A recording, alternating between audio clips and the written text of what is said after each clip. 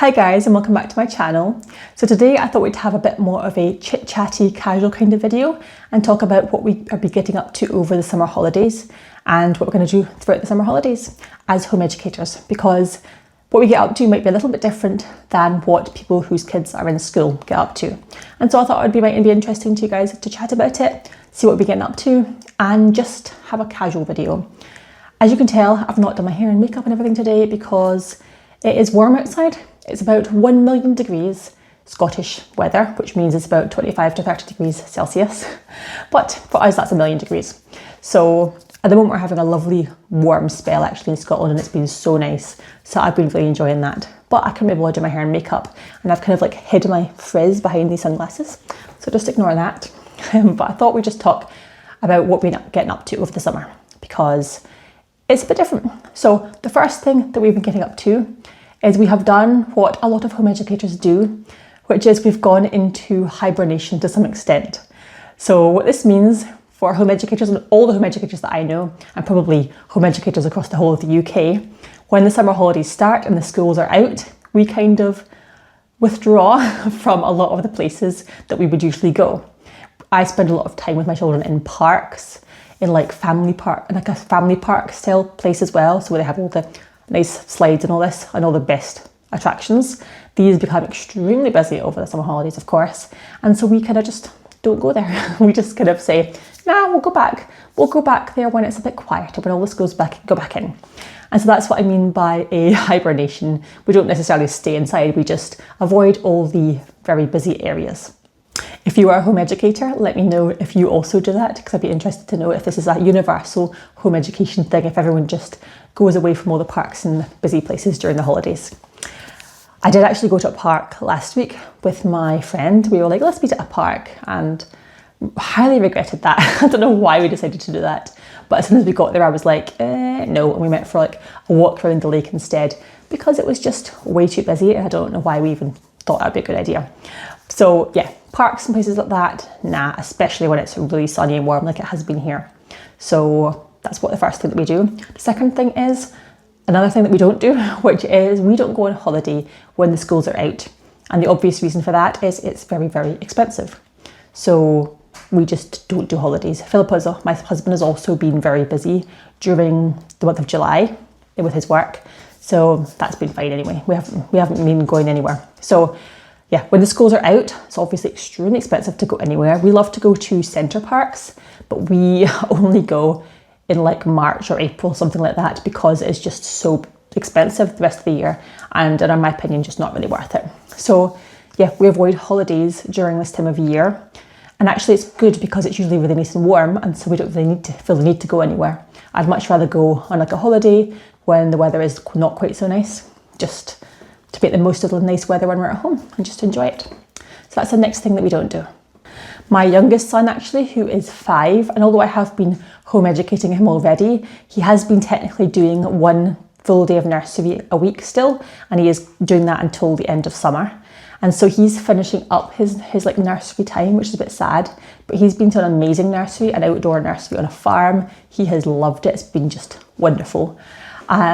So he's been finishing up there basically, and he had a little finishing night, which was so lovely. We went to the nursery and they did little activities and had ice cream and stuff, and it was very nice. So he had his little finishing thing, and in a few weeks he's going to be completely finished and have no days at all at nursery, which will be kind of nice because it's quite far away from us, and it's pretty much quite a big drive for us to get there. But at the same time, it means I'm going to have all the children full time all at home, which I've kind of had anyway, because he's not gone every week and he's only gone 1 day. But he will officially be home educated from August, because that is the time that I would have put him into school if he'd been going to school. He's one of those birthdays that he could have been gone to school last year, or he could have gone to school this August, but I would probably have deferred him if he'd gone to school, so it'd be like this year, if that makes sense. So from all that to say that he would have started school this August, and that's when he's going to be officially full-time home educated. And so he's finishing up his last few weeks at nursery. So what have we been doing? We have been still doing meetups with our home education friends, with other friends as well, just like meetups at places that are not very busy parks.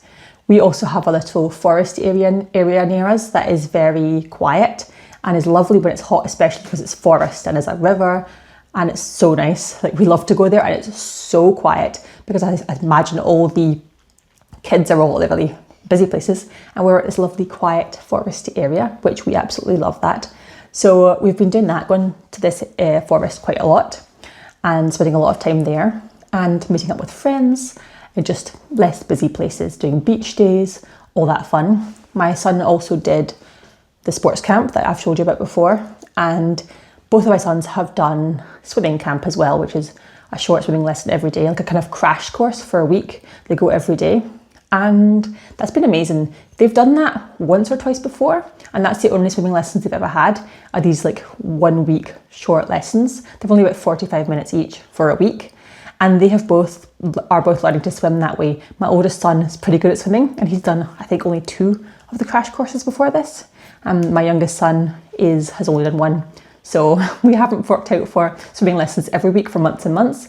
We've just done these like short crash courses, which have got them like pretty far in learning how to swim.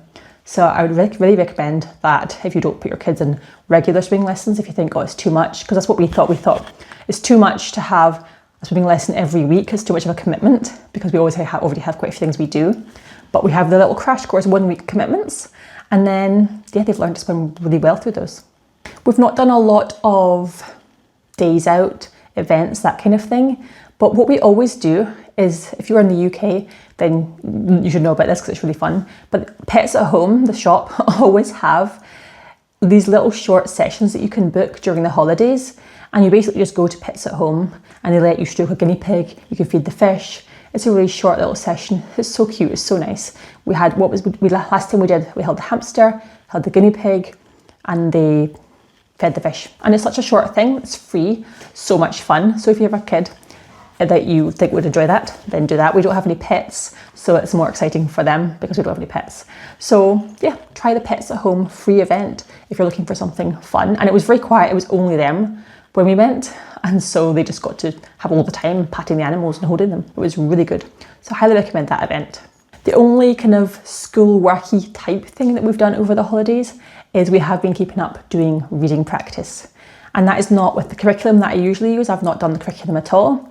What we have been doing is we've been doing just little readers. I've been trying to get them really motivated to read. And so I'll actually show you, I've got them right here.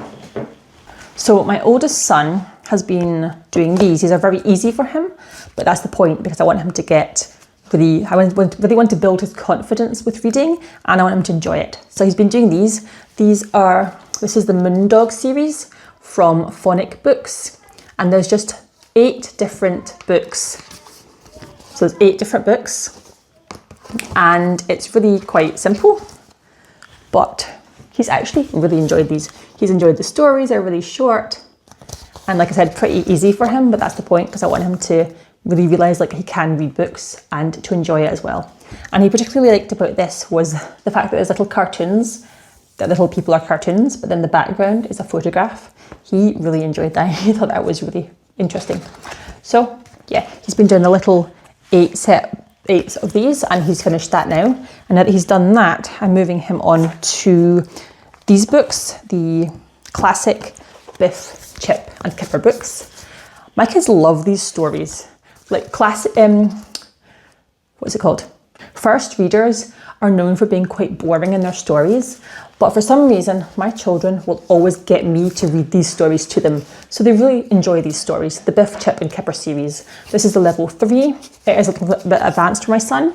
There is words in it that he doesn't know, but when we get to a word he doesn't know, I just tell him the word. And I think I want him to be exposed to a lot more I want him to be exposed to a lot more words and just to learn them as we go through them and just to be exposed to them rather than always learning everything through a rule in the curriculum, for him just to learn words as he sees them. And so, yeah, we've been doing these stories. I'm sure you've seen them before.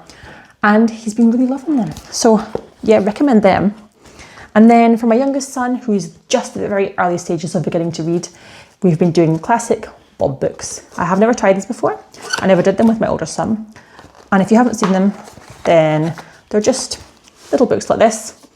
And they're very, very, very basic stories. Some people don't like them because they're so basic, but my son loves them because, same as with my older son, he can read the whole book and be like, wow, I've done a whole book. It's been really, so it's very, very basic stories. But tonight he read 2 of the books and it was pretty straightforward for him. He really enjoyed it. So I do highly recommend these Bob books. And so we've been just doing this over the summer, just learning. We've just been doing a little bit more reading and easy reading so that they can just build up their confidence.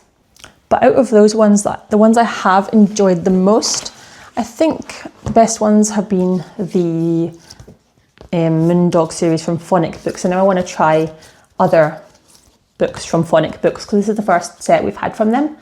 And I really liked it. So if you've tried any other series from Phonic Books, and specifically if it's the next step up from this level, let me know, because I really want to know if the other ones are as good as these ones, because I really enjoyed those. And my son loved them, which is the most important thing, right? I'm sure you can hear banging and sawing in the background, and that's because my husband is doing a DIY project out there, so just have to excuse that. But the next thing I've been doing is having a complete mental break, because I feel like since my oldest son started home educating, my brain has just been on constantly thinking about how best to educate him, like all the things to do with education. My brain has just been on constantly.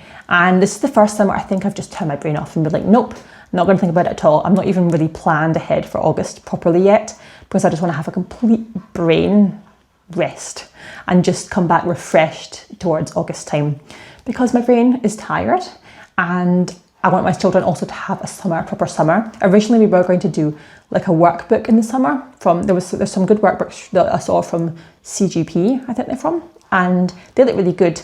But I was like, no, we're just going to have a complete rest, especially because the summer has been so lovely this year. We don't always get any summer at Scotland, so it's been so nice that I'm just like, no, we're going to have a proper rest. I'm going to have a rest for my brain. My children are going to have the rest for their brains. And although we have been doing a bit of reading, that's taken, 5-10 minutes of the day. And so we've just had a really proper rest, and I have really appreciated that. And because we've been having such a good rest, I've been able to get a lot of random tasks done. You know, those tasks where you're like, I'll get to that, and then you never get to it. Things like yesterday I cleared out the bathroom cabinets, which I never do things like that. Or like the cutlery drawer, or random cupboards. You're like, I need to clear these out completely. And then you just don't do it because you're so busy keeping on top of everything else, right? So that's what I've been doing, lots of little random tasks.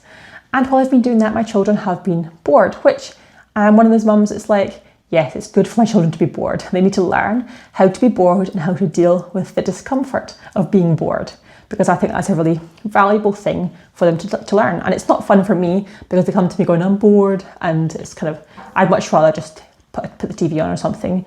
But I always try to tell myself that it's good for them to be bored and that they will learn how to just be fine with the discomfort of being bored for a bit, and then they'll go find something to do, and maybe they'll be creative, or maybe they won't, they'll just complain. But either way, it's good for kids to be bored, in my opinion. And so while they've been doing random tasks, there's been lots of time for them just to be bored, which I think has been really good for them. And while we're having this break, I've been thinking about getting better at something that I'm really, really not good at. And if you get good at it, like at this thing, then it really makes your life a whole lot easier, especially as a home educator. And that is meal planning and making really good meals. I have never enjoyed cooking. I've never been one of those people that's like, yeah, let's cook. I'm like, no, this is annoying, and it takes me away from doing other things that I could be doing. But it is very important, of course, to have wholesome homemade meals. So I want to really get good at that, and I want to spend a little bit of time over the coming weeks just getting better at that, basically, and learning a bit more how to working out how to meal plan a bit better for our family, when to go shopping, all these different things, like kind of boring things. But I'm like, I need to get this down so that when we go back to do our more normal routine, I won't be so stressed about the meals. Because every day I'm like, what are we gonna have for dinner? What are we gonna have for dinner? And I'm like, I should have meal planned. And I just haven't done it because, again, it's one of those things that I'm like, when I've got time, I'll do it. So I've got time, and now I'm holding myself to it, that I'm going to make more wholesome meals, make better meals, and just plan better. So that's my plan for the next few weeks. If you're a home educator, then let me know what you're up to over the summer. I'm interested to see what other people do over the summer, if it's the same as what we do, especially if you guys also go into summer hibernation to some extent, because I think that is a universal thing. So I hope you enjoyed this chit-chatty, casual kind of video, and I'll see you in my next one. Bye.